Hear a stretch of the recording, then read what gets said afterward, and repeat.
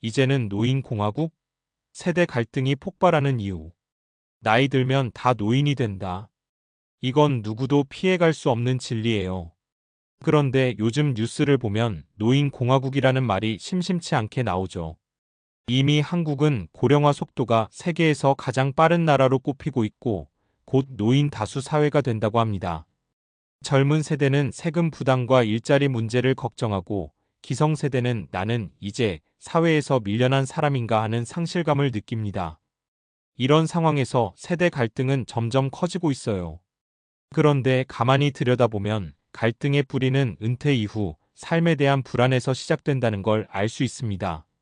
젊을 때는 은퇴가 너무 먼 미래처럼 보이지만 막상 다가오면 준비가 부족해 발등에 불이 떨어지는 거죠. 경제적 준비, 건강관리, 사회적 관계 어느 것 하나 소홀히 할 수 없는데 막상 은퇴 후 맞닥뜨리는 현실은 생각보다 훨씬 냉정합니다.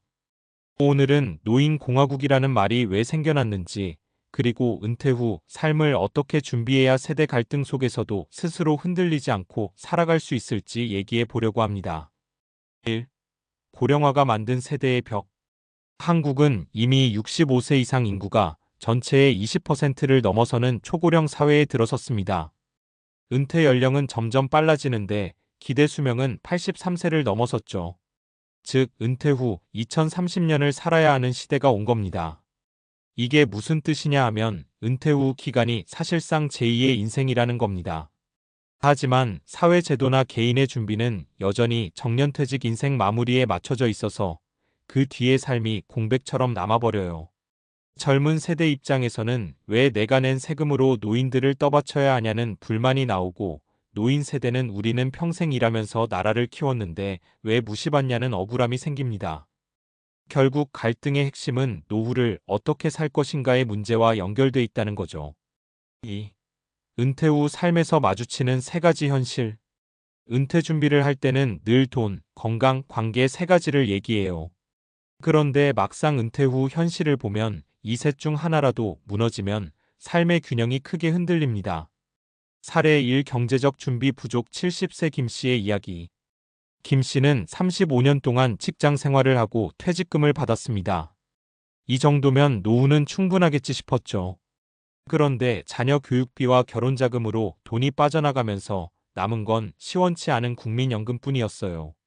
지금은 편의점에서 야간 아르바이트를 하면서 생활비를 충당합니다. 김 씨는 퇴직금이 노후 자금인 줄 알았는데 현실은 그게 아니더라라고 말합니다. 준비가 부족하면 노후는 휴식이 아니라 생존의 문제가 됩니다. 사례 2. 건강관리 실패 68세 이씨 부부의 이야기. 이씨 부부는 은퇴 후 유럽 여행을 다니며 제2의 인생을 즐기려 했습니다. 그런데 남편이 당뇨 합병증으로 거동이 불편해지면서 모든 계획이 무산됐습니다. 병원비로 지출은 늘고 아내는 간병에 지쳐 부부관계마저 소원해졌죠. 여기서 알 수 있는 건 단순합니다. 돈이 있어도 건강이 받쳐주지 않으면 노후의 자유는 사실상 사라진다는 겁니다. 사례 3. 사회적 관계의 단절 65세 박 씨의 이야기. 박 씨는 은퇴 후 하루 종일 집에만 있었습니다. 친구들은 다 바쁘고 회사 사람들과의 인맥도 끊기니 대화할 사람이 없었죠. 아내와도 사소한 일로 다투기 일쑤였고 결국 우울증 진단을 받았습니다. 지금은 지역 주민센터의 동아리 활동에 참여하면서 겨우 생활의 활력을 찾았어요. 이 사례는 노후의 관계 자산이 얼마나 중요한지를 보여줍니다. 돈과 건강이 있어도 고립되면 삶의 만족도는 크게 떨어지거든요. 3. 은퇴 후 삶 어떻게 준비해야 할까? 이제 질문은 단순해집니다. 어떻게 하면 이런 상황을 피할 수 있을까? 경제적 준비. 국민연금만 바라보기엔 부족합니다. 개인연금, 퇴직연금, 그리고 작은 규모라도 꾸준한 투자 습관이 필요해요. 중요한 건 소득의 다변화입니다. 은퇴 후에도 할 수 있는 일이나 취미를 살린 부업을 준비해두면 심리적 경제적 안정감을 동시에 얻을 수 있죠. 건강관리. 은퇴 준비의 출발점은 몸이에요. 규칙적인 운동, 균형 잡힌 식습관, 정기검진은 필수입니다.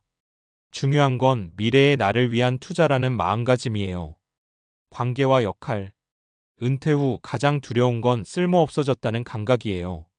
그래서 작은 봉사활동, 지역 커뮤니티 활동, 동호회 모임 같은 걸 통해 사회와 연결돼 있는 게 중요합니다. 단순한 친목을 넘어 내가 누군가에게 기여하고 있다는 감각이 삶의 만족도를 크게 높여줍니다. 4. 결국 은퇴는 새로운 시작이다. 노인공화국이라는 말이 불편하게 들리지만 사실 그 말 안에는 중요한 메시지가 담겨 있어요.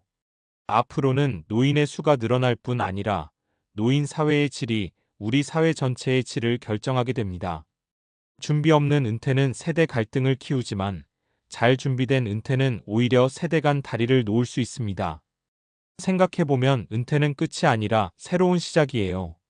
경제적 기반, 건강, 관계 이 세 가지를 얼마나 균형 있게 챙겼느냐에 따라 은퇴 후 20년, 30년의 삶이 달라집니다. 우리 모두 언젠가는 그 길을 걷게 되니까요. 지금의 노인공화국 논란을 남의 얘기로만 치부하지 말고 내 은퇴 후 삶은 어떻게 만들 것인지 진지하게 고민해야 할 때입니다. 요약하자면 세대 갈등이 폭발하는 이유는 결국 은퇴 후 삶의 불안 때문입니다. 돈, 건강, 관계 이 세 가지가 준비되지 않으면 갈등은 커지고 준비가 잘 돼 있으면 오히려 세대를 잇는 힘이 됩니다. 은퇴는 은퇴가 아니라 제2의 출발선이에요.